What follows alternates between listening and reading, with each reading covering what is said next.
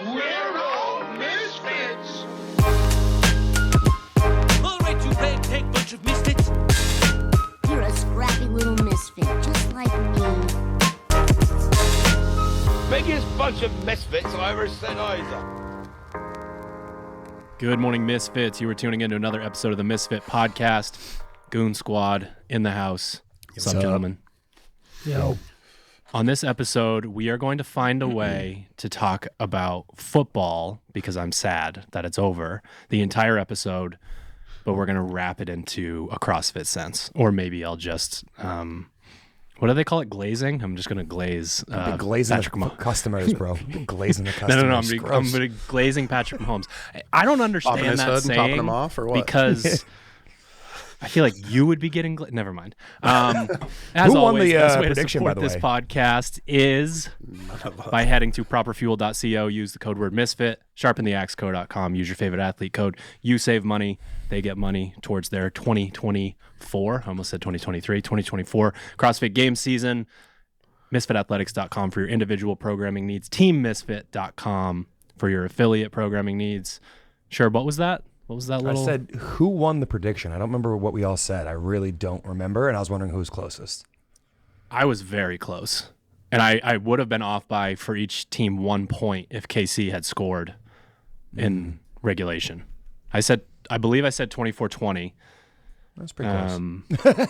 Hunter was 24-17 maybe, or something like that. Something like that. I don't recall. No what one he said. remembers the prediction, so we're not I sure. said 31-22, so I predicted San Francisco's score correctly. Nice. Ted Radamas. What about you, Sherb? What'd you say? You went I feel higher. like I think I went like 31-20 or something like that, or 31-24. I was wrong. Yeah, you were. Yeah. Maybe you did. Maybe I you didn't. Yeah, I probably didn't. All right, what do we got for live chat, gentlemen? Hunter, you got your Yeah. notes app open? It was The basically jalapeno just about poppers? the commercials in the Super Bowl. Okay. Which one do you like best? And that. This is Hunter's I mean, contribution to the sports a talk. big Matt Damon, Bro, Matt that- Damon fan, kind of across that the thing was board. so good. The Duncan commercial was, I It's think, really hard to be your friend. the one when we were.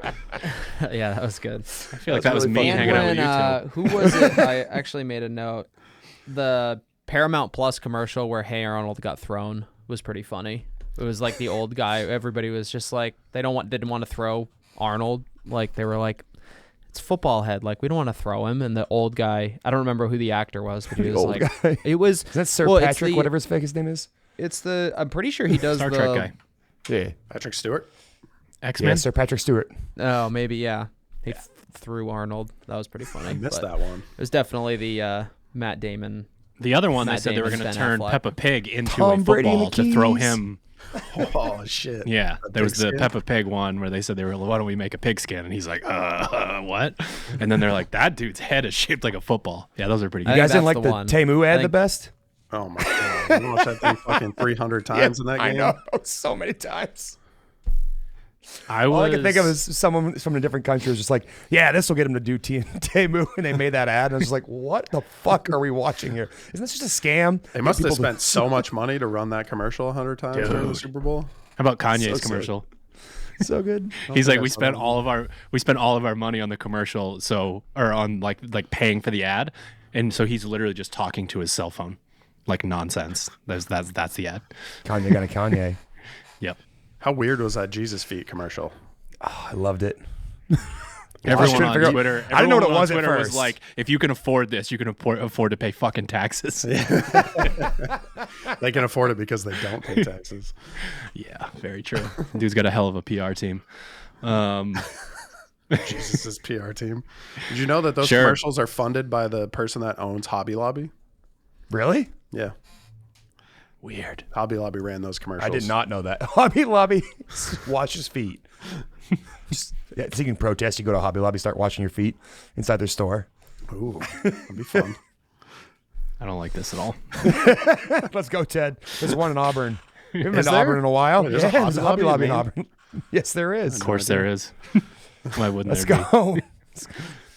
They also had a berries. You can get those star berries back in the day. We used to go there all the time at Bates. Go to fucking Starberries?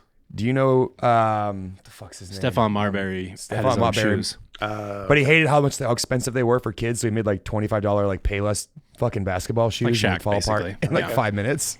Yeah. We used to go there and get a pair like every month. They'd fall apart in a month. You had to go buy a new pair. You steal them and get started. tackled in the No, that's up in Brewer. Parking That lot? wasn't down there. No, that was up in Brewer. That's fair. That's fair. Sure. What's your life chat? What do you got? I grew this mustache in honor of Andy Reid. Long Corn live the dog. king. Yeah, long live the king. Now, my wife was like, time for you to shave your face. And the progression that always happens is that I go with this thing for a while. I upset some folks, and then I eventually shave my face. No, real life chat was got my kid to say his first and last name yesterday. I don't know if you guys saw that on Instagram, but like he's fucking screaming into the camera, and it's just like perfect. It's exactly how I want my kid to say his name the first time. He's just like screaming it. I won't do it on the camera for all of you, but it was on my Instagram, and I thought it was pretty fucking funny. Just how to he see him do that. introduces himself from now on to people. Just screams in your face. Screams it. How did you get him He to hears do you it? talk. Did He you hears just you talk, scream and it he at just him? assumes that's how you're supposed to speak, Nah, right? Noelle was doing it in the car ride home from her mom's house yesterday, and like, for whatever reason, it stuck. We've been doing it for like a while, trying to get him to say his name. He's said Zion for a long time, but he's never said his last name. But last night at the dinner table, it was just like, all right, what's your first name? And he screams Zion. What's your last name? And it's the Sherburn. And then he fucking just screamed it in the camera. And at the end, he starts clapping. He goes, good job. That's how he like ended the video. So Doesn't even need you guys. He's like, I got this. he's Take like, care I got of this, it. bro. I'm gonna clap. I know Say what's good coming job. next. Yeah, That's that's great. fun. Love it. Ted. I don't have any live chat, but we got a couple of questions from some viewers in Discord. I'm in. Colt Dupin. I don't know. There's two P's. It looks like Dupin. Would you rather have fingers as long as legs or legs as long as fingers? Whose fingers? Yours. Fingers. Drew's fingers. Speaking of that, so tiny little Carter's legs. got his first teeth, and I sent a picture to Caroline of him kind of sticking them out, and she was like, "Wait till he bites you." And I said, "Oh, he like his favorite chew toy is like people's hands." And she sent back a hot Henry, dog GIF and said, "Well, your fingers look like Vienna sausages, so I don't blame him." And I was like, "That was fucking Burn. rude. Burn. That was rude." Okay, fingers as long as legs, or legs as long as fingers? I'm Yeah. going fingers long as legs. Ooh. I think you'd have to. You might Right? look how fucking stubby your legs would be. If like the fingers, you look so fucked. If I'm your thinking legs, like Cousin otherwise. It.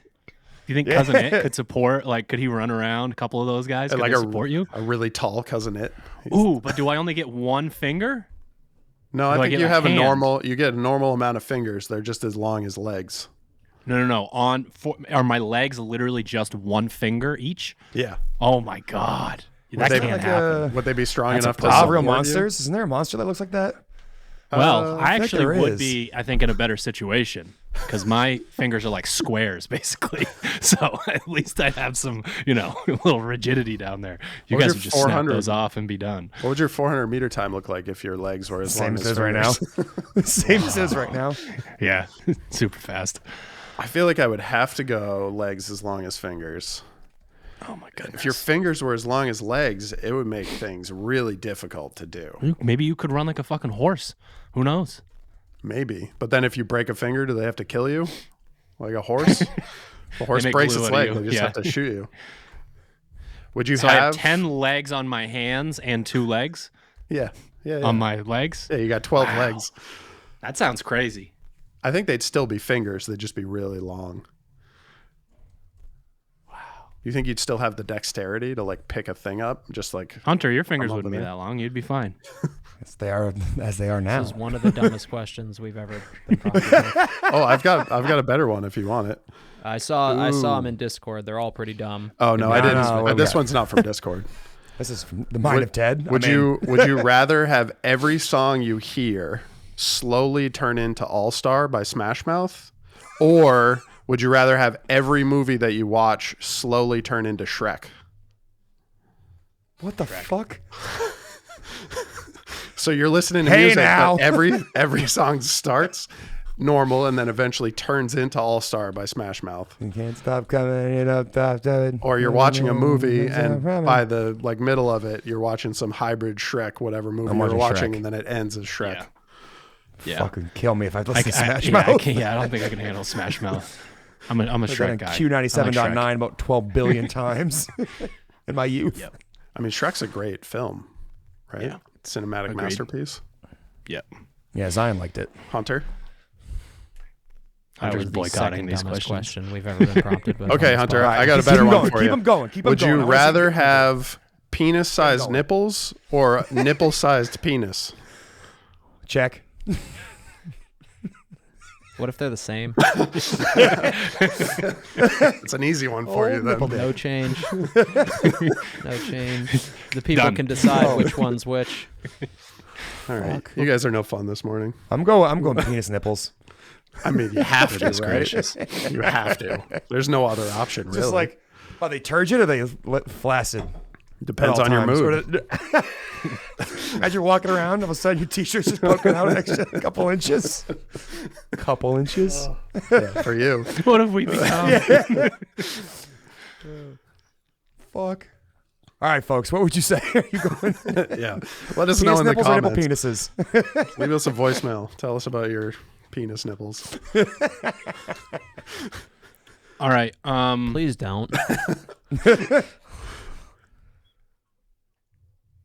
Sure. Why is Patrick Mahomes so good? It's Kermit the Frog voice.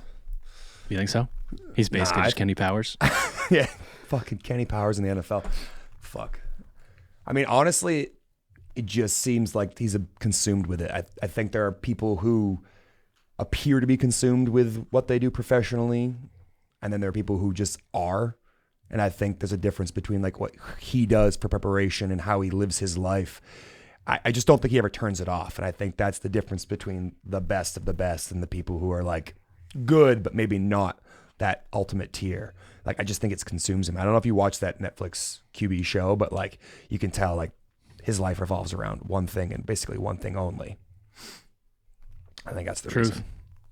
So do you think, Hunter, this would be a question for you because you've made some comments about this before. Do you think that some people believe that they are at the peak level of preparation and just don't know any better in terms of what that actually means? Like, people think like, oh, I'm getting it done. I'm doing what I'm supposed to be doing. And then in actuality, the best of the best are preparing on a totally different level. And that could be like actual like strategy for how you do it, but also just like level of commitment. Can you repeat the initial question? I understood it when you started explaining it afterward. So, like, what Sherb said, what Sherb essentially said was like, he is preparing at a completely different level, and people think that they know what they're supposed to be doing or what a high level of commitment is, and they're not touching what he's actually doing. Do you think that that's some of the problem? Like, people just don't know what it actually takes to get to whatever level it is that they're going for? I mean, yeah, essentially, right? There's a spectrum. Like, think about it on the extremes. There's Tiger Woods, who wakes up at 4:00 in the morning, goes to the gym, goes for a run, goes to the driving range, hits the balls for 4 hours, eats, goes to the gym, goes back to the driving range. If he competes after the end of his tournament, if he didn't like the way that he played, he goes to the putting green or to work on whatever he was deficient in. And like that being one extreme, and then the other extreme being like, I'm just going to assume that everything is going to come naturally to me and I'm not going to do any work to get there. Everybody falls somewhere in between those things, and Patrick Mahomes, by all accounts, appears to be somebody who's on the far end of that spectrum of just like, there isn't enough that I can do to prepare to be the best at the craft that I want to. And I think people, a lot of times we get wrapped up in like, that person has a certain degree of God-given talent, genetic capacity that, skipped over us, for example, or something like that. But Speak for yourself. Very, yeah, my bad. My dick nipples really fucked me up in my That should be a athletic t-shirt, endeavors. my dick nipples.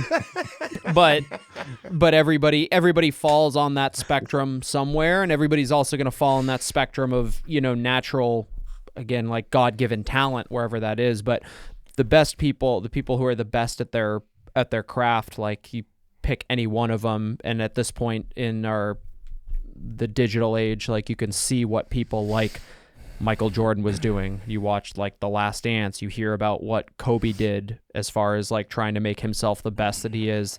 There's a Netflix or a HBO or a Max documentary on Tiger Woods that I'm referring to here. Like, it's also true that the people who are at the top of their game also spend so much more time. That's what their life revolves around.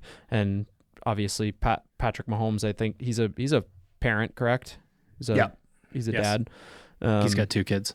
And obviously that sort of thing changes the degree to which you can be solely focused on your thing. But I mean, I think ultimately it comes down to where you decide to put yourself on that spectrum of like, there's always somebody who's willing to work harder than me. There's always somebody out there who's doing a little bit more than I am right now. And like, that's why certain people get to the level that they're at and certain people don't.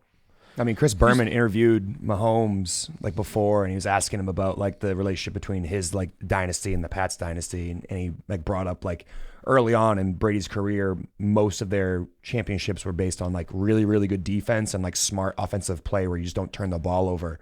And he was just asking him like generally, and then Mahomes started going into like certain things Brady did in like the 01, 03, and 04 season where like he was basically still nobody, just happened to be on like a really good team and like smart with the ball.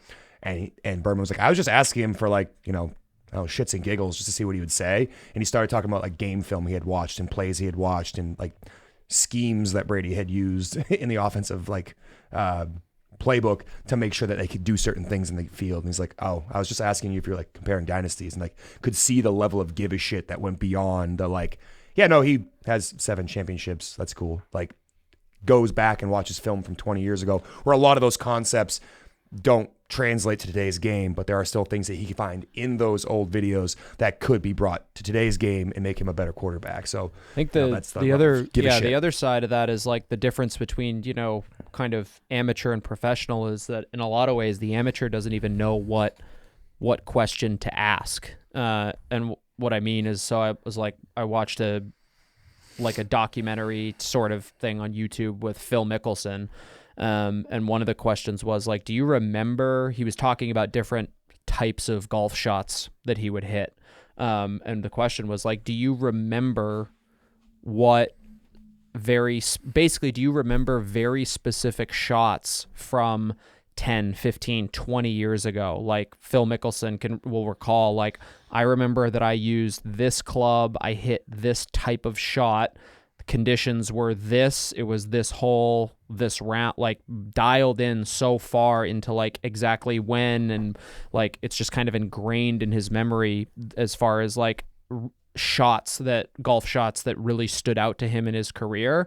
And there's like just that level of attention to detail, paying attention to like to your game, so to speak, and being able to like progress from there. But there's like the further you get, it seems to me like the further you get away from kind of the amateur level and into that professional level, there's no detail that's too small to like work on and improve and move the needle. And as you get to the higher echelons of whatever endeavor you're doing, it is the little things that move the needle. The line's blurred in CrossFit between what is an amateur and what is a professional.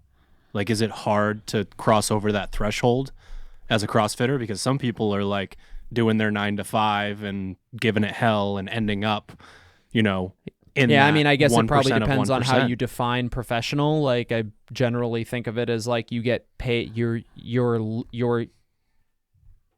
living is paid for by what your sport. Like, you're a professional if like you can But like semantics aside, there's probably very few athletes in the I think sport currently doing what you're talking about. Yeah, I think that's just a function of the infancy of CrossFit as a sport more so than it is like a game that's been around for 600 years. Yeah, I think one of the correlations that's super fun is, sure, again, there is referencing something that probably wouldn't cross someone's mind. So it's like, you don't know what you don't know. And one of the things that we got to do is, I mean, we were coaching at the games back 2012, 2013, 2014, and a lot of what we were doing is observing what the athletes were doing. Like, all of this was so new. The competitive programming was new. Like, a lot of the best athletes in the world were still fighting for CrossFit methodology. Like, I'm one and done. And then people are coming in and being like, well, I'm going to kick your ass because I work out 17 times a week. So we're watching and we're trying to figure out, what is different about certain people. And one of the biggest things was, the connection to what you talked about with Mickelson is they sat around after workouts and knew every fucking detail of everything that happened in a workout. And it's like, this is not a coincidence. These are the people that seem to have very similar gifts to other athletes that are making it further. So like the beginnings of where did athlete IQ come from? Where did all these concepts that we built come from? We watch people who are really good at the sport, because like even the movement patterns were invented by the sport itself. So it's like, no, we're not trying to do a strict muscle up or, wow, you can do a muscle up. It's like, no, what is the best technique to do 40 of them? Like, these worlds are just so different. So I think it's really cool to like think back on how we got so much of the information that we do. Because that's one of the questions we get all the time. People are like, can we go to like Misfit University? And it's like, I mean, it's out there. Like, it's out there with the athletes. It's in the affiliate classes. It's at the competitions. It's having these conversations with people. And I guess my next question is like, what are you supposed to do with this information? Can someone snap their fingers and become this type of athlete? Like, is it possible for someone to listen to a podcast like this and be like, okay, I am going to start paying super close attention to like how I'm executing, and then, start to pay closer attention to sleep and recovery and, are you warming up and cooling down? All these different things. Like, it's easy to say that the level of preparation for someone like that is, astronomical, but is it achievable? I mean, I think your genetics will determine a lot of like where you'll end up shaking out, but that doesn't mean you shouldn't dive head first into like learning as much as you can. You don't think so? Not at all? No. Well, it depends on the context.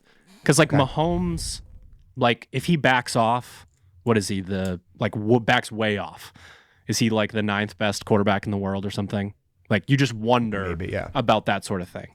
And then you wonder, all of those guys in that top 10 group, could you interchange them if they grew up in the set of circumstances that he did and committed themselves in the exact same way? Like, other people could definitely leapfrog one another to get to that point. Like, I truly believe that. So we're working with athletes who are, in all of these different places, and it's like, okay, if you can qualify for quarterfinals, you probably have the genetics to like do really well in quarterfinals. If you qualify for semifinals, you definitely have the genetics where it's possible for you to then qualify for the CrossFit Games. Like, I do believe that, like those types of leaps. So I believe that if you take the context of your own bubble and your own world, like, the genetics are, I don't know, you've already sort of slotted yourself at least into the purview of where you should be, and you can make massive changes and leaps on what you're doing. And we see that with athletes. Someone that comes in that's, a remote coaching client, they could go from not qualifying for semifinals to qualifying for the games within 2 years. Like, that's a very possible thing to happen. So the genetics conversation, like, while yes, it's important, it bores me a little because I think people have already at least been given brackets based on how they're competing. What I wasn't going to say, though, is I wasn't saying that you should like try 3 times. Oh, I didn't pick it up and then give up. Like, I'm saying, like, I think ultimately that might determine where you shake out in the end state. But I think a lot can be done through learning and experiencing. And I think people can make, like you said, that leap from, I was the affiliate hero to semifinalist or quarterfinalist to a CrossFit Games athlete. I think that's a very reasonable thing for people to do. I do think that genetics might play a part in the top end of all of that, because I think a lot of them have that same drive and commitment. And, you know, we could make an argument back and forth that like this person does that and that person does this. And that's the reason why this person shook out ahead of that person. But, you know, to go back to your original question, what should someone do? Like, you have to be obsessed with what you're doing. Like, to be a student of the game means to literally be obsessed, and like your every waking hour of your life revolves around learning how to become the thing that you want to become, regardless of what it is. Is that chicken or the egg? Can you become obsessed? Can you make yourself obsessed? Or is that something where like I'm just drawn to this and then it happens? Yeah, it's like a bug light. You're like a mosquito in a bug light. I mean, honestly, that's how I think about it. Like, watch those fucking .com videos every single night for like 5 years straight. Watch every second of it. Watch it more than once. Go find other resources. Go into that fucking CrossFit discussion board that was just, I don't know, 12 trillion characters of people arguing about this or that, or this is interesting, that is interesting, this is how you should do this is how you should do that. Like, that's the kind of stuff that really interests me. And then that would send me over to the CrossFit Journal, and I'd spend time reading those articles, and some shit was way over my head. And if it was over my head, I would fucking try to find other things to make it like simpler to understand. And that's realistically like how I got into it. And at the same time, I was like, oh, it'd be really cool if I could be one of those athletes. And I think this information might help me become a better athlete. Like, I didn't go and start CrossFit because I wanted to be a CrossFit coach. I wanted to be shredded guy. That's why I started CrossFit. I think I'm still waiting on it, but I think like I think that there's obviously a genetic component, right? If like almost certainly, like if I were to drop everything and try to be a professional basketball player, I will never be in the NBA because I'm 5'8", like period. Just and that's just how it is. I don't know that there is any degree of skill or, you know, physical capacity that I can gain that will make me at the level of a National Basketball Association player. But I think for most people can, like, there's a pretty wide range, and for CrossFit especially, there's a reasonably wide range of, you know, genetic makeup that you could theoretically be successful with in the sport. Where most people get stuck is just how far they're willing to go as far as that level of commitment. And it's like, for some people, it's just like, I'm just not interested in, like you were talking about, Sherb, kind of the education piece. Like, I'm not interested in going down the YouTube rabbit hole of like the K-Star videos and learning how to mobilize my T-spine or learning how to do X, Y, or Z. There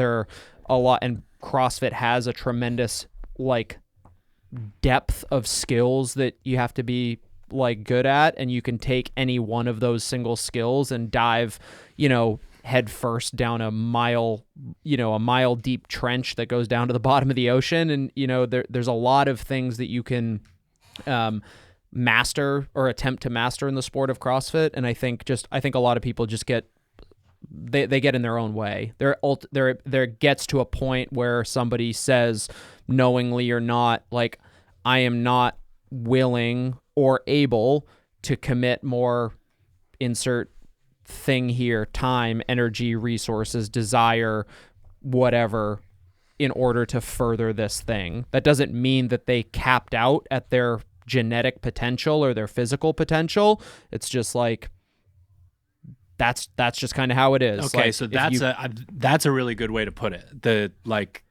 People are not capping out on that, and that's why you see that gap with people. Yeah, I know the difference is like we could go further with this.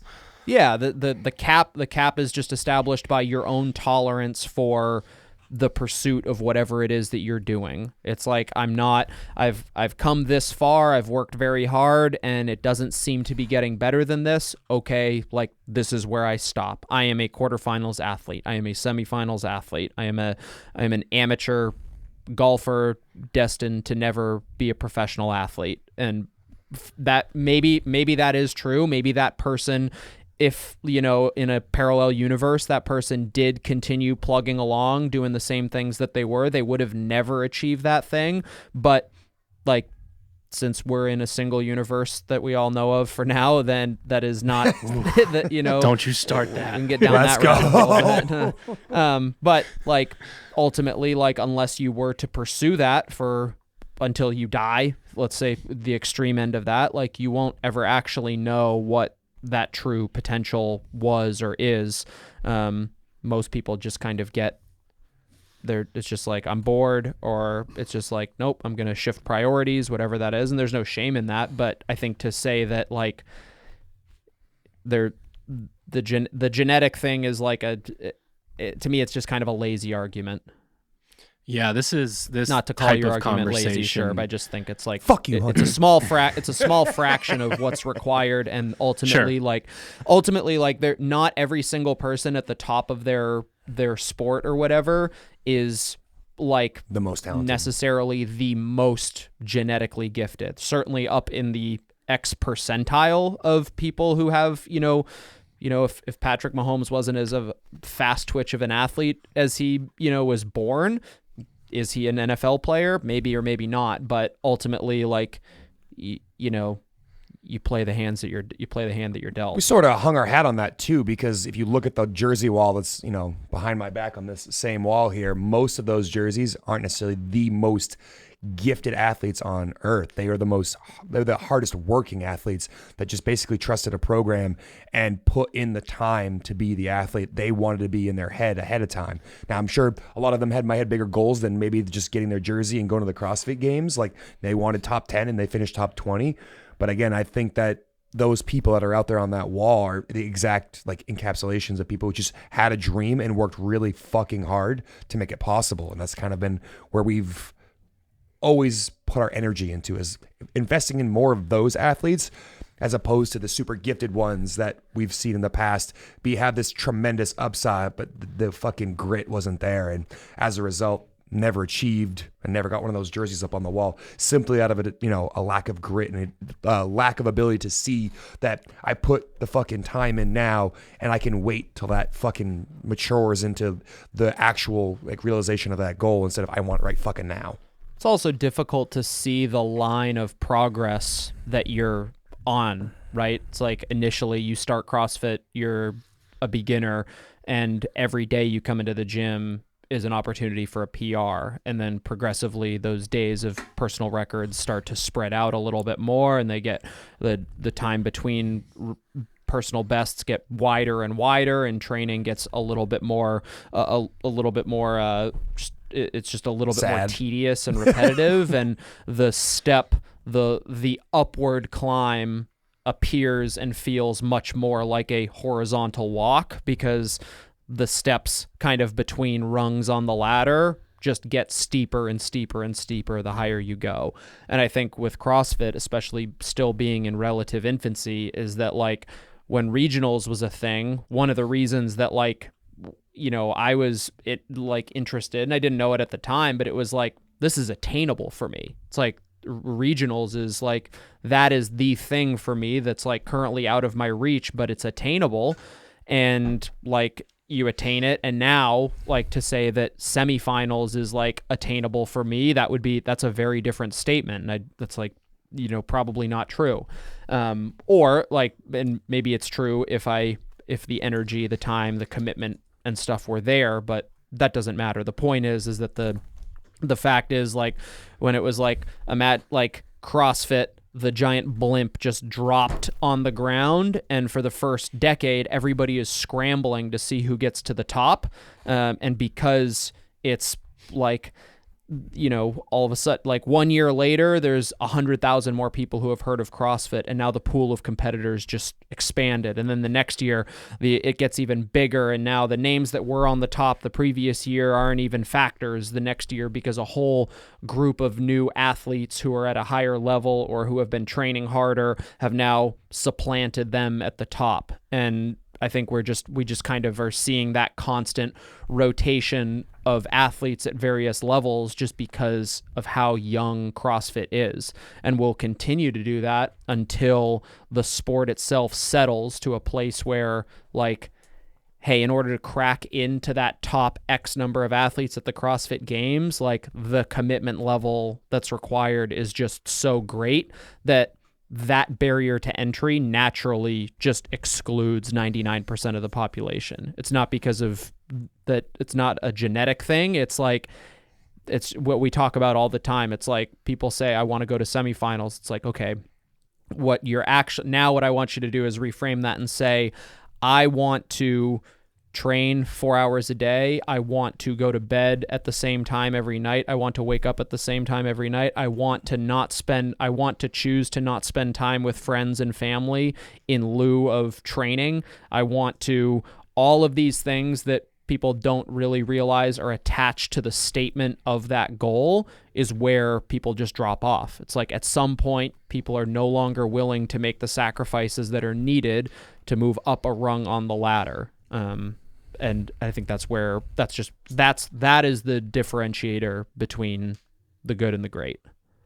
Yeah, we as remote coaches, there's some insinuations of like not being able to coach in person can be very challenging.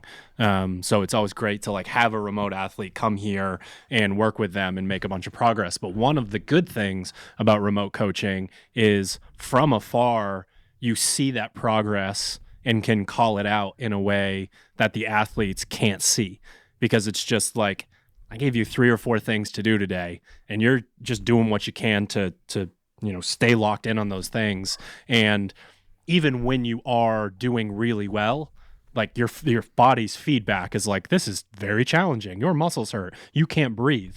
So one of the gifts of remote coaching is to get that video of that lift or that gymnastics set or that screen on, a C2 machine and just go, holy shit. Like, did you forget what this was 6 months ago? Like what you were capable of doing? I had some of this is like straight up coach porn, because there's an insinuation that this person is doing everything that they possibly can, which is above and beyond what everyone else does, and are still searching for the next thing.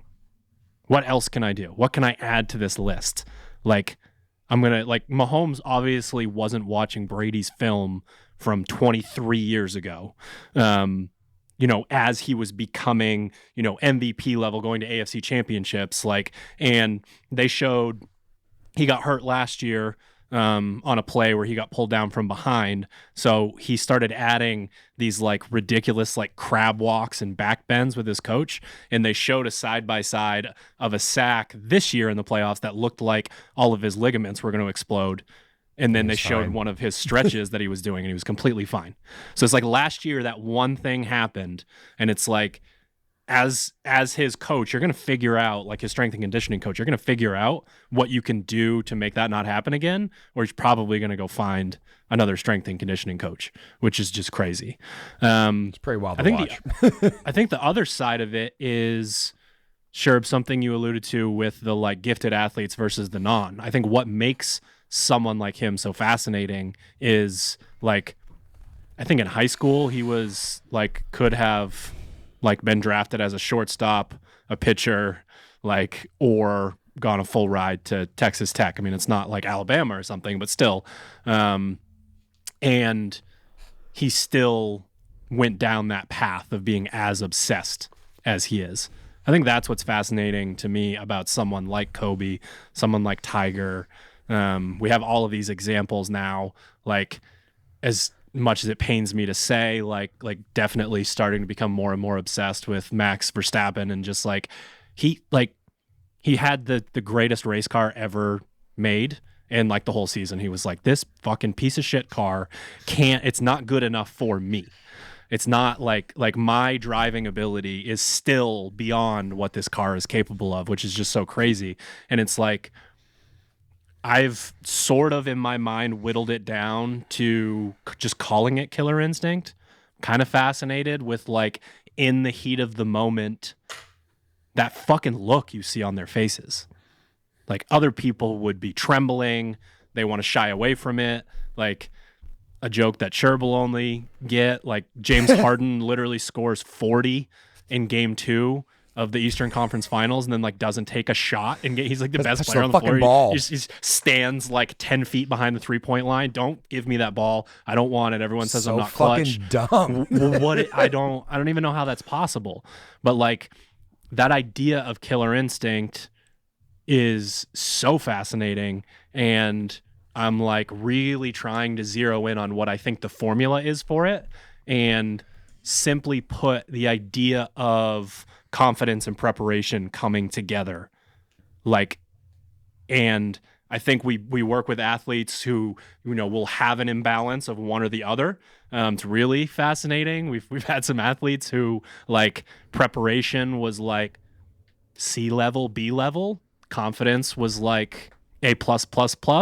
And then they go out on that competition floor and they just do better than other people because they dare to. They're just willing to go for it.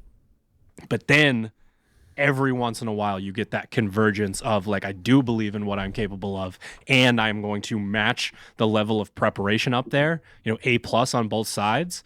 And that's when you get someone who is just seems unbeatable because they're truly exactly.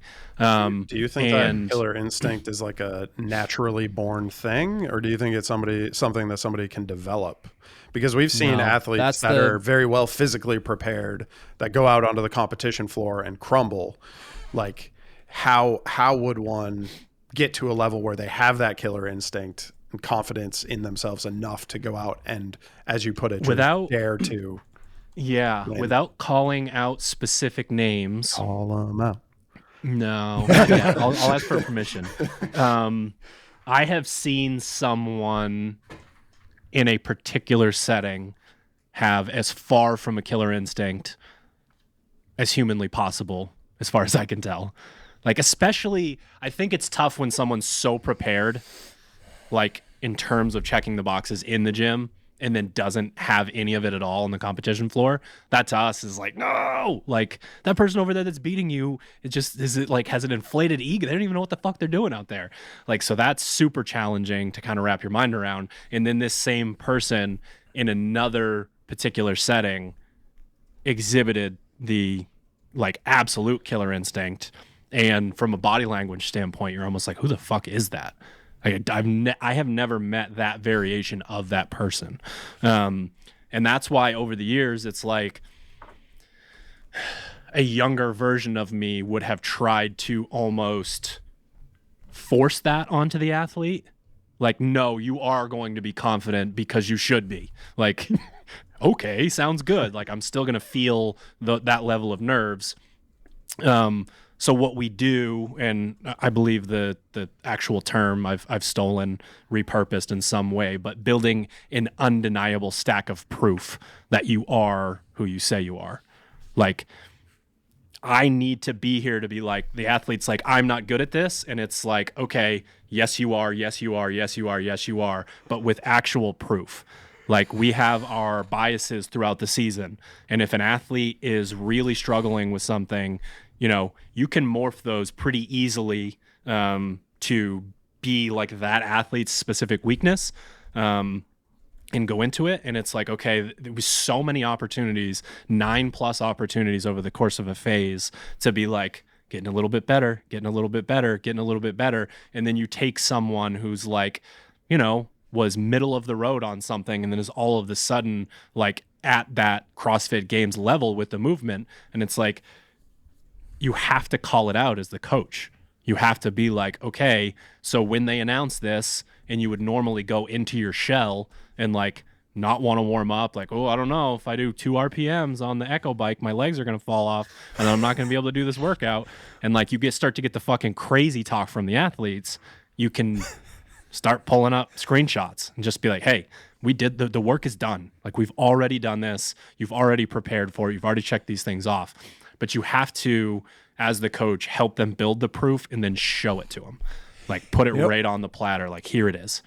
What I can't wrap my mind around right now, Drew, is what you just said. Is like, I can't do 2 assault bike calories before this event, but let me do like 48 rope climbs before this. That's the best. Legless rope climb. How do athletes balance those 2 ideas in the same head?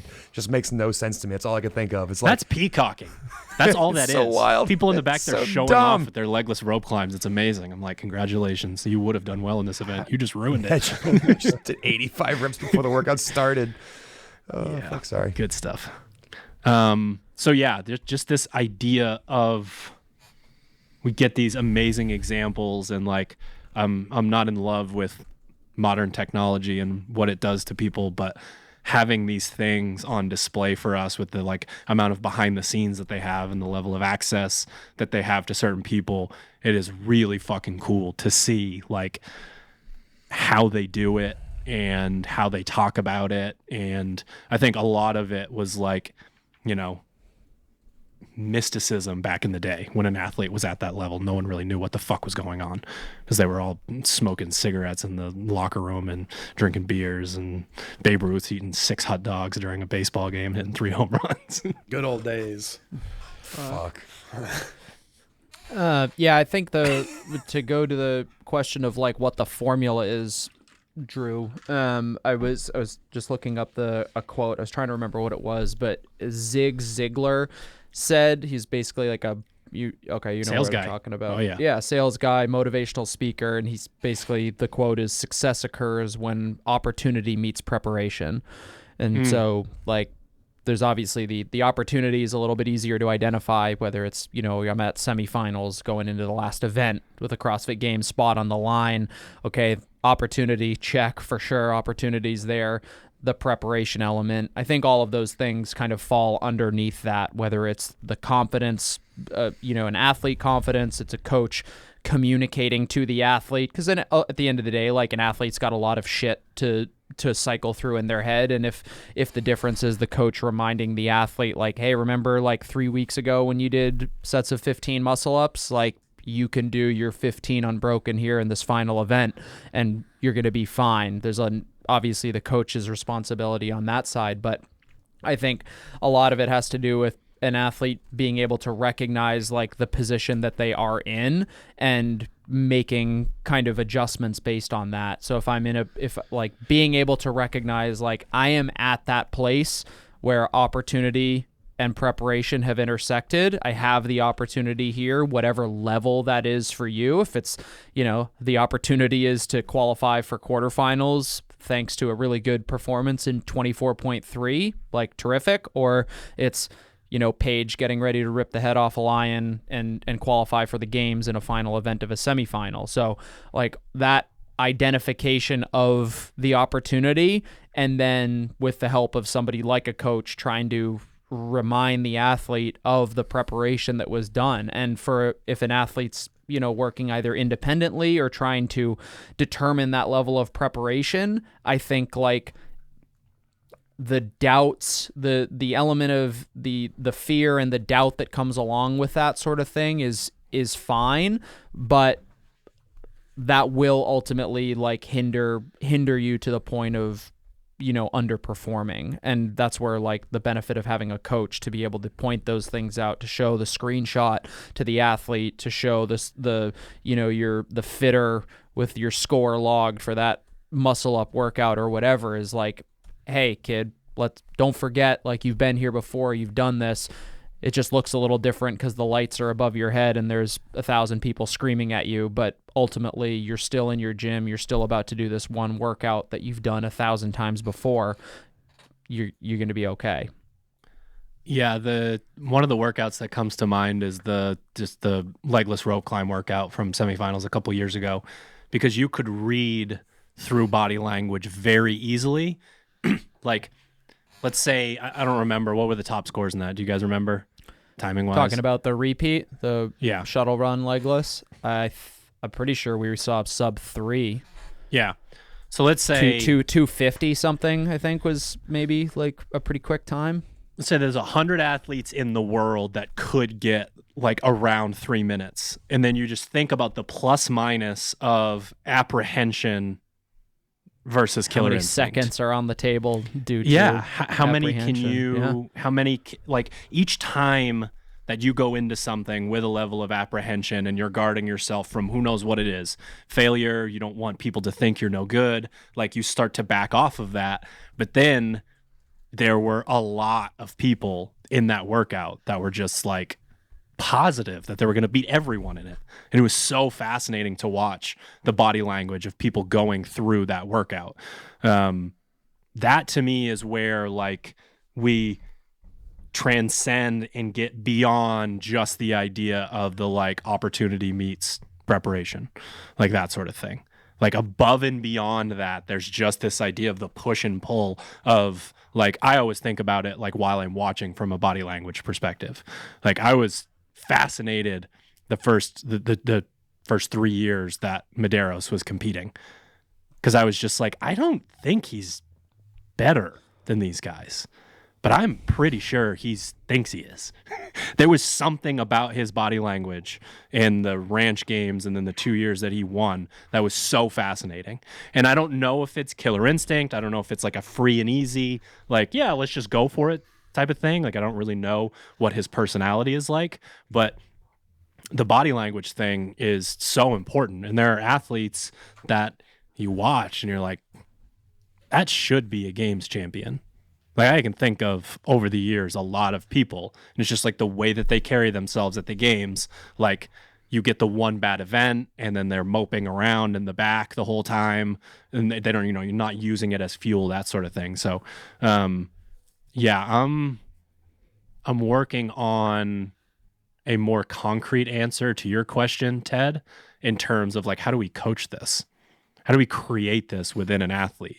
Because again, if you push too far, you once again are putting an expectation, an external expectation on another person, which typically doesn't pan out. It's not the best burning fuel. So could you create that in a person where it kind of manifests and they walk out onto the competition floor and they're finally like, I got this. I'm going to be able to do this, because their time's going to be faster if they believe that and mix it with a little athlete IQ.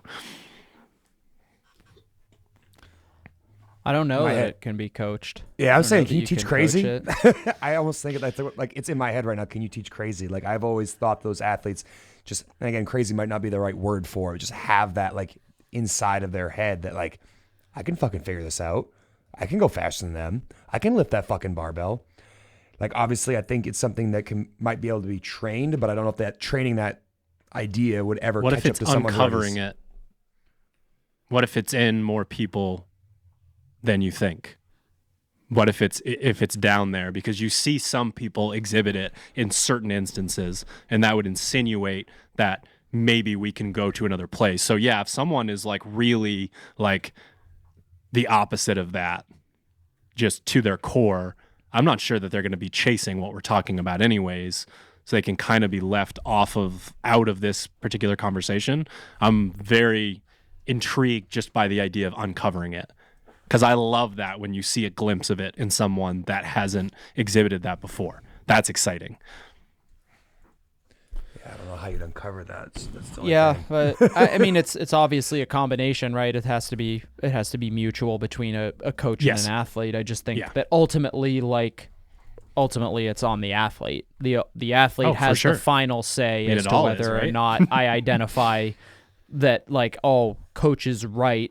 He has pointed out these things that make me qualified to execute at a certain level, but ultimately it's certainly on the athlete, but it's not, there's definitely a balance, it's 51 49, 55 45, whatever it is, but it's creating the belief without making it feel artificial. That's a can of worms. Yeah, I think that's a good point too. It's like you can only, like, that belief, that level of belief can only be obtained through the requisite level of preparation, right? You can't, exactly. I can't convince an athlete that they have the capability to perform at the semifinals level if I've never seen them put up a winning score in affiliate class, right? Sure. Like we can work our way up to that point, but like there's obviously a line. For sure. All right, next coach question. So see if I can not be too football-y. Hunter, you want to check me as I'm talking? If you're like, what the fuck are you talking about? Like, maybe explain this. Yeah. So the Kansas City Chiefs ran the exact same play to win the Super Bowl that they did last year. It's called Corn Dog, which I believe is an ode to Andy Reid. Corn Dog. Ted loves corn dogs. Love Andy Reid loves corn dogs. Andy Reid He loves is a corn dog. It's a good thing he had a bunch of corn dogs, or Travis Kelce would have fucking truck sticked him to the ground. That was amazing. That was so good. That was so good. And he was so confused when he bumped into him. It's just amazing. It was like a security guard that fell asleep and got Oh, there, jostled by- whippersnapper. I think Kelsey was It was surprised amazing. too when he bumped into him. I don't think he meant to hit him that hard. So good. He ran him so hard.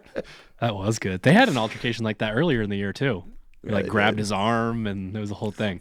So funny. All right, So- same play, corn dogs. Yep. Here we go. Explain the play. You got a wide receiver. We all know what that is.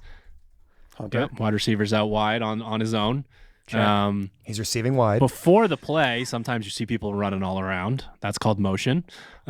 He motions back towards the formation, towards the quarterback, towards the ball, and The then receiver or Patrick the receiver. Mahomes?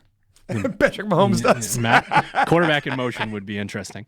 Oh, you said he So- motions. I didn't know Yes. if you meant like So the Patrick receiver, Mahomes motions the receiver for the receiver. runs back towards Okay. the ball, Yeah. towards the formation, and then they snap it essentially so he can reverse direction and run back to where he came from, but down the field a little bit.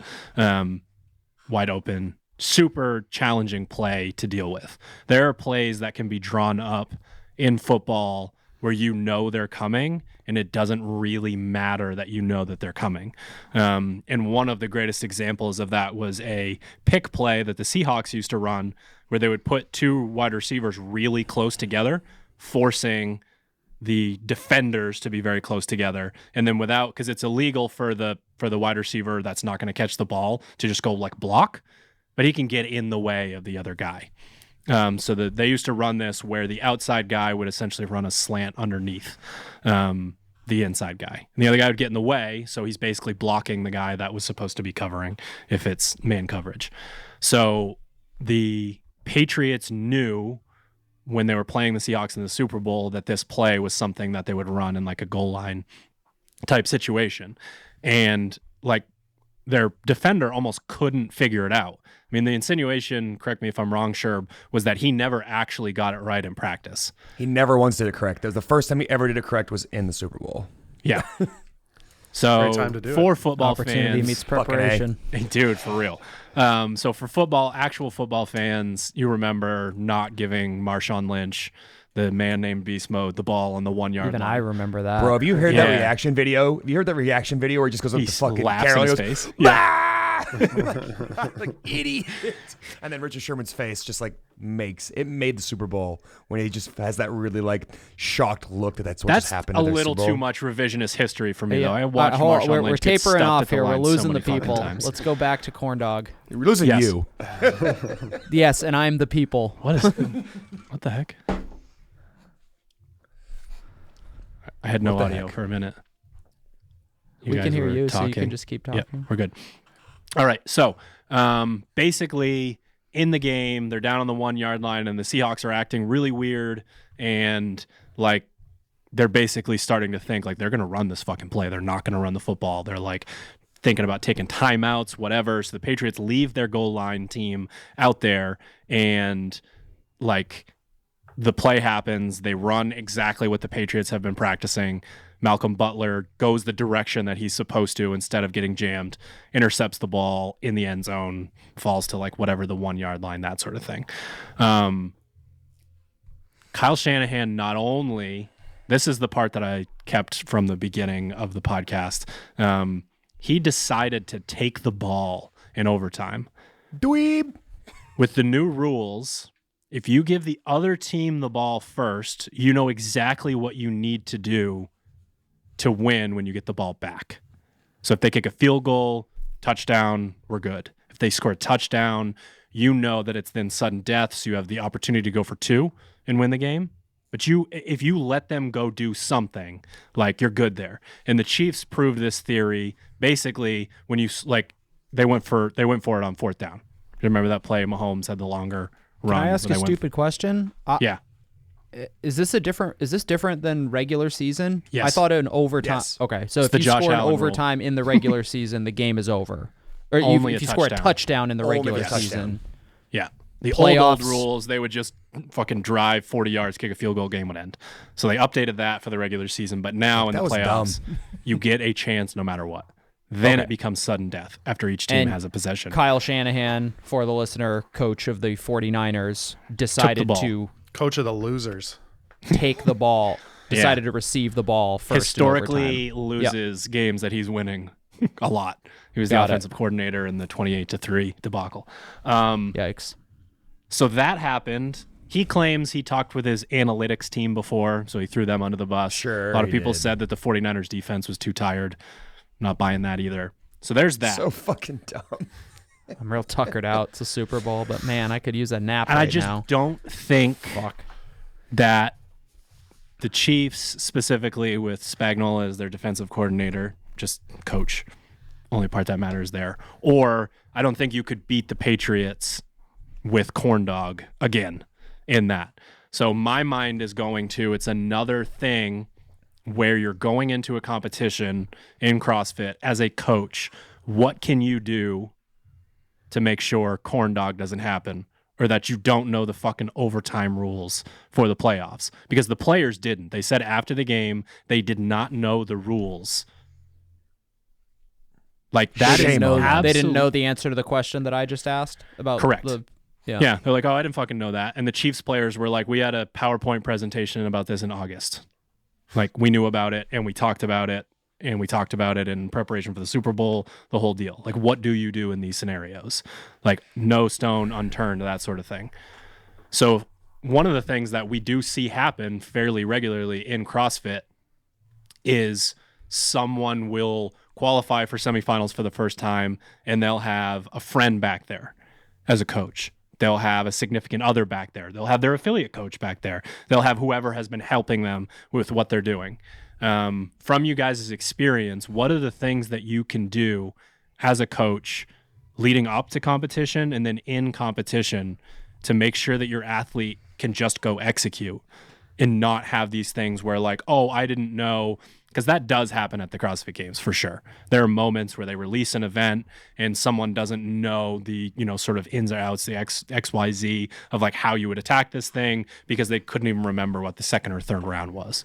I mean, watching, one of the things we've always done is make sure we're at all the athlete briefs and we understand the ins and outs. We ask the questions, we listen for people who ask questions, you pay attention to that part of the delivery of like, hey, this is what you're going to do. And yeah, sometimes there's still like unknowns out on the floor, but like a lot of those things can just be done by sitting there, listening, and then thinking through how this is going to play out for your athlete.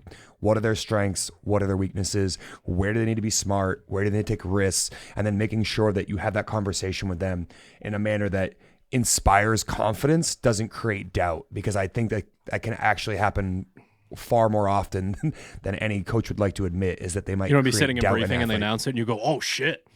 That's not fucking you fucked. Oh fuck, you screwed. Yeah, like you gotta like sit there and think about like what's gonna go well, and then immediately my mind goes, this is gonna sound shocking to Ted, but encyclopedic, and like thinking about think about that, Ted, my encyclopedic mind, going back into like, all right, what are things that are similar to this in either time domain or stimulus or movement combinations that we can draw upon from past training that stick out. And sometimes it's just like, the last time you had to do a heavy complex in competition, you played it too safe. Like it's something as simple as that. And we need to be a bit more risky here because it's the CrossFit Games. We're trying to fucking do well here. And other times it's like, remember it was that 3-round workout where we thought 1200 was the right pace in the rower. And actually, look at the field, it had to be 1300 or maybe it was 1100, whatever the thing is. But just trying to think through the workout to create confidence in the athlete.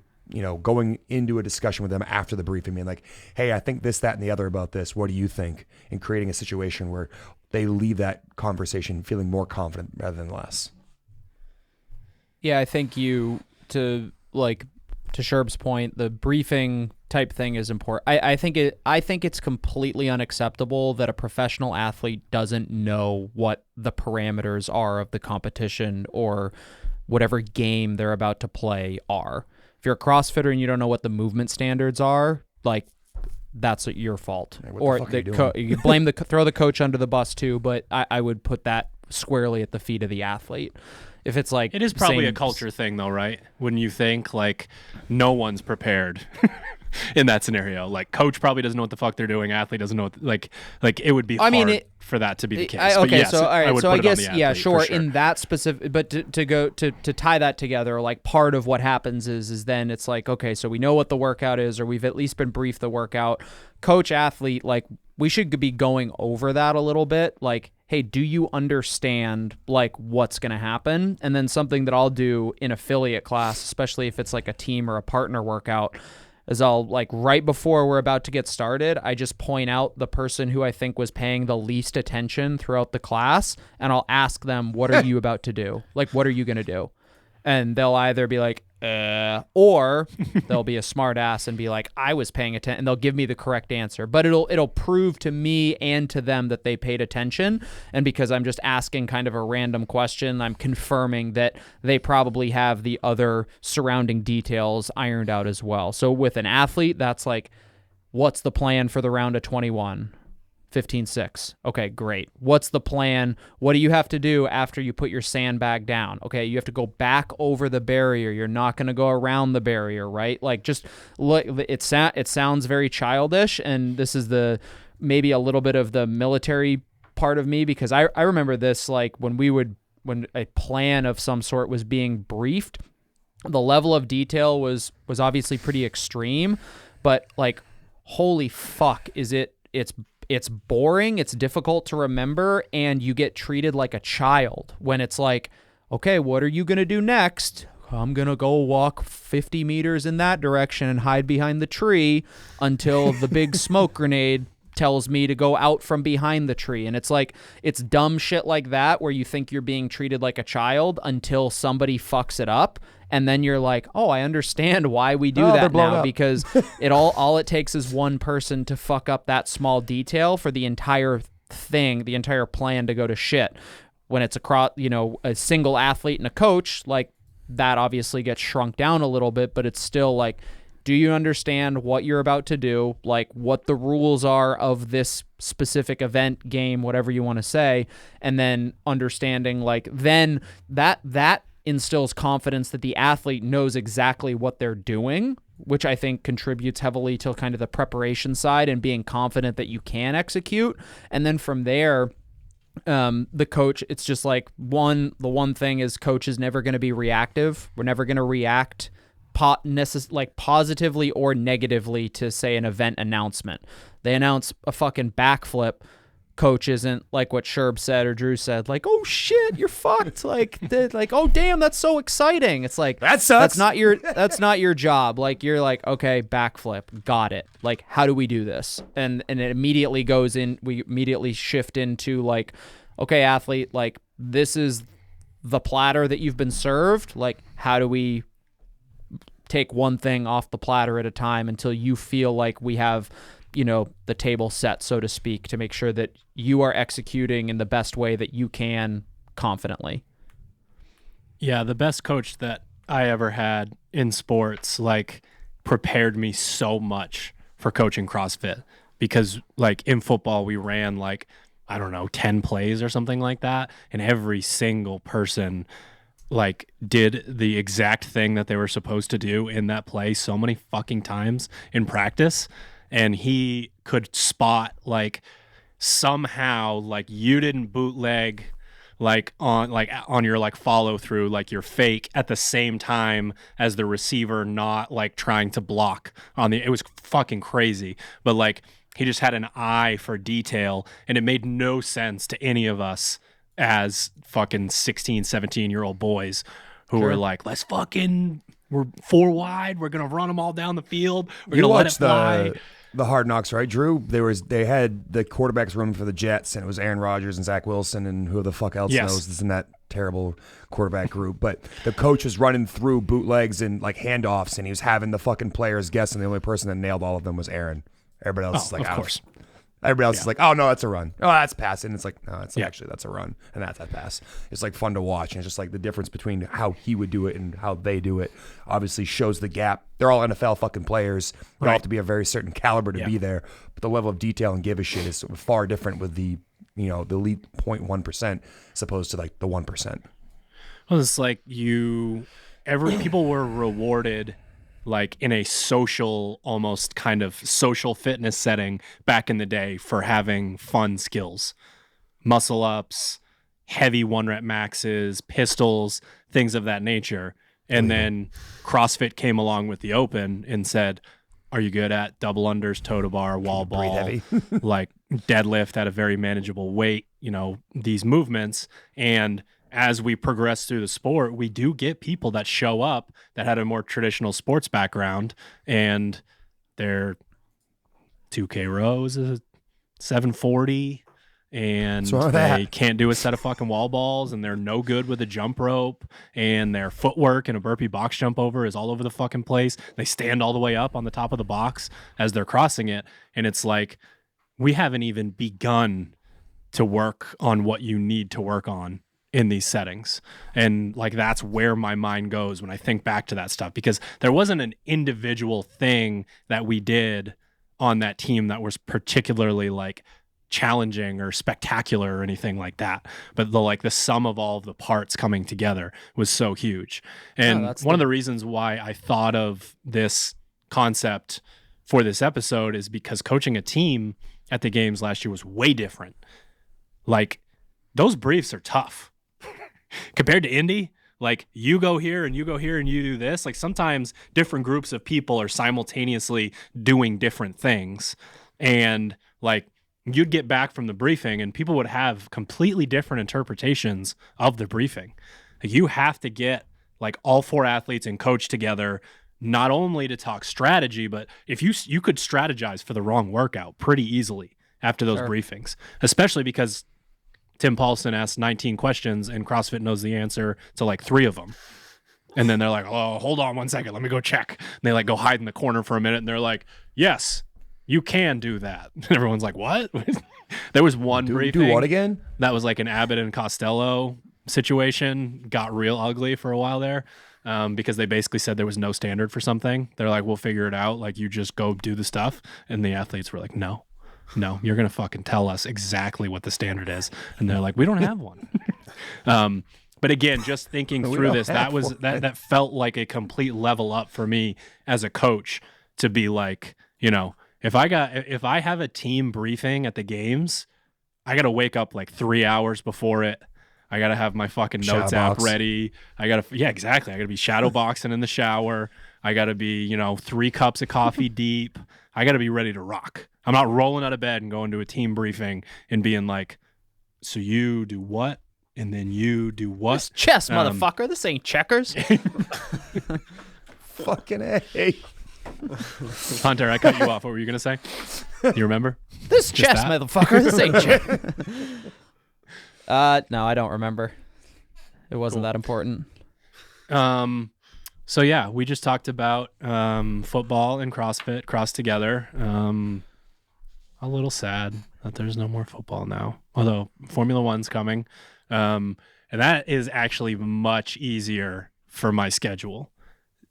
Being a dad and watching football is not the easiest thing in the fucking world. The next day is getting up early. A little bit of a time commitment.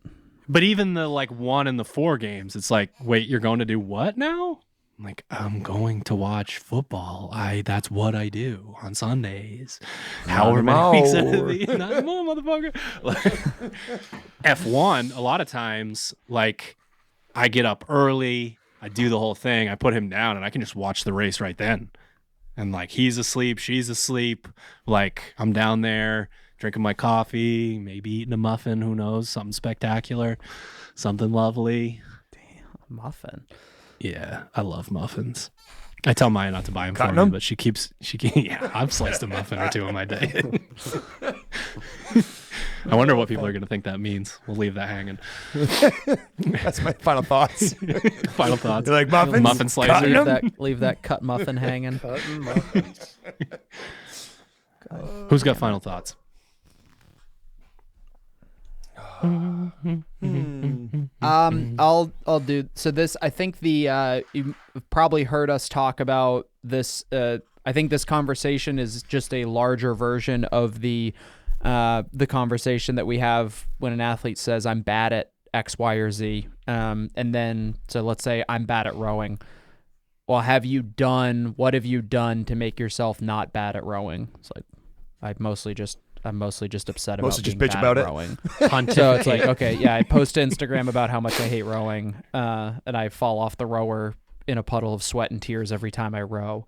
The answer is, it's like, well, you haven't done enough rowing to classify rowing as a weakness. It's not a weakness until you've done everything in your power to rectify said weakness. And if after 4 straight weeks of a 2K a day until you feel better about rowing, you're not good at rowing, then we can have a conversation about like, well, why is it that you're bad at rowing? But for the most part, people have not put in the requisite work to define something as a weakness or to say that I'm bad at something just because you simply haven't put the time into rectifying it. When we think about this conversation, it's the same thing, just extrapolated out. I have not achieved the level that I want to, and I don't like it.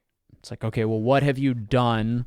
First of all, do you know what's required to achieve the level that you want to achieve? And 2, what of those things on that list can you confidently and like truthfully say that you have done to the fullest of your ability on your own in order to move the needle in that regard?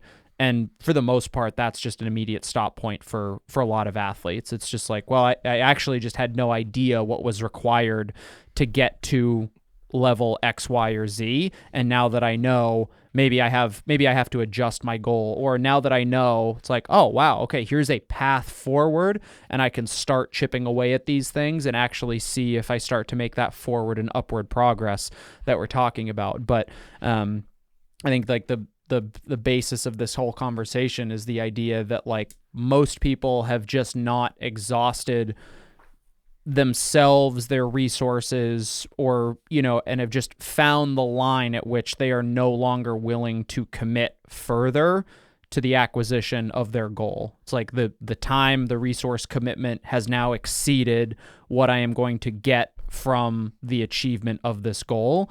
And that's that. And maybe that's, you from there, like if you've hit that point, it's like, well, is it because it was my goal wrong? Have I just reached the peak? Have I just reached my peak? Or like, is there more to uncover, whether that's via, getting a coach, just having a conversation with somebody, or is it like, no, it actually turns out like this is exactly the level of attainment my level of commitment has merited for me. Fuck, how do you top that? I mean, I think suck me. Yeah, fine, fair. I'll shut the fuck up then. No, I think the conversation earlier on about the genetics thing, I don't want anyone to be deterred in the idea that like, all right, sorry, I did like 5 thrusters. I didn't thruster 275 in my beginner's class. I probably should quit CrossFit. Like, I don't want someone to get deterred by that. What I'm simply saying is that like I think at the highest level, that might be a separator, but you can make a tremendous amount of progress with just basically putting your fucking head down and getting to work.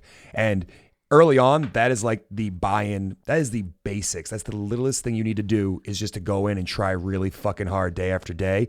And then when you feel like you've reached your peak or your plateauing, you do what Hunter just said. You figure out what is something I'm not doing currently, whether that's getting a coach, paying attention to nutrition, going to bed and getting up at the same time every single day. Like those things are the percents that eventually add up to, be that athlete that you strive to be in the future. But at the very beginning, you have to fucking work really hard. And if you're not willing to do that, like, again, it's fine to just enjoy CrossFit, go to CrossFit class, have a good time with it. But if you really want to see what you're made of and test your true potential, baseline is just effort. How many athletes do you guys think that I would say I have seen reach their true genetic potential in my life working with? How many athletes would you say that you've seen reach their potential? 0. Genetic potential. Between 0 and 1. That's why I'm not ready to have that conversation with anyone, because there's more to be done. There's more to be uncovered. And that could be the uncovering to me. I think that killer instinct lives in a lot of people that make it to a certain level in the sport. And the apprehension is linked to more of nurture than nature. And that's something that over time, I think we can make a change in. The nod to other documentaries would be, I think Apple TV has the Steph Curry documentary. Like, I want to talk about someone reaching their fucking genetic potential. Like, For real. Absolutely absurd. I'm sure if you went on YouTube and typed in Dustin Pedroia documentary, people make those like fake YouTube type documentaries where they sort of pull clips and narrate. You can't fathom what that guy accomplished with what his size was. And it's basically just because his entire life, he's like, fuck you, watch this. He's like 2 feet tall. He's slow, had no power, no arm, whatever. Major League Baseball MVP. And then I completely took a left turn on my final thoughts when Hunter was talking about it. It's funny. It's like definitely tooting our own horn, but we're asked to get athletes better at like 17 things. Getting them better at one, please, crack the knuckles. Give me a fucking break. It's not hard. Like the work is hard, but the programming of it and like, hey, we're going to stick to this. We're going to do it. Like one of the downsides to this as a coach is you fucking know better for yourself as well. That can be a true challenge. So like I did the whole bitch and moan about my rowing and I'm the worst 6 foot tall male rower on earth. And I could not sniff a sub 7 2K or a sub 20 minute 5K. I know the 20 minute one everyone laughs at, but I'm Mr. Aerobic over here.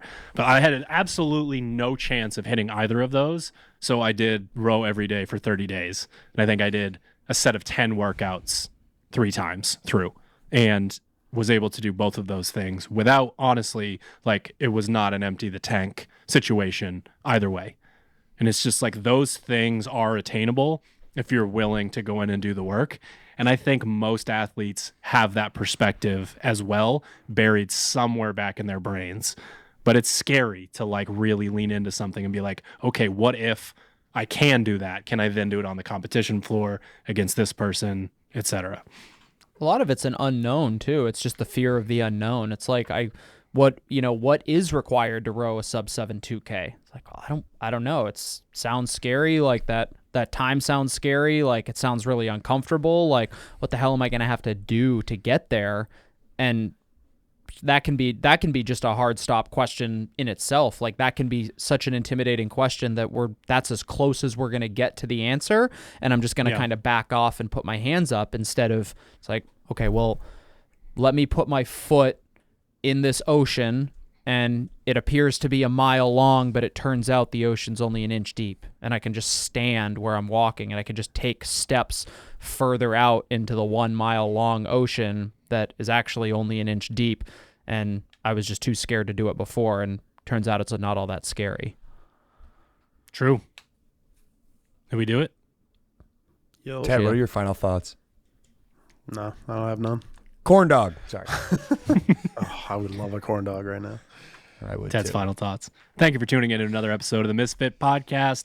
Thank you to our show sponsors, properfuel.co. Use the code word Misfit. Sharpentheaxeco.com. Use your favorite athlete code, misfitathletics.com for your individual programming needs, and teammisfit.com for your affiliate programming needs. We will see you next week for an open preview. Dun, dun.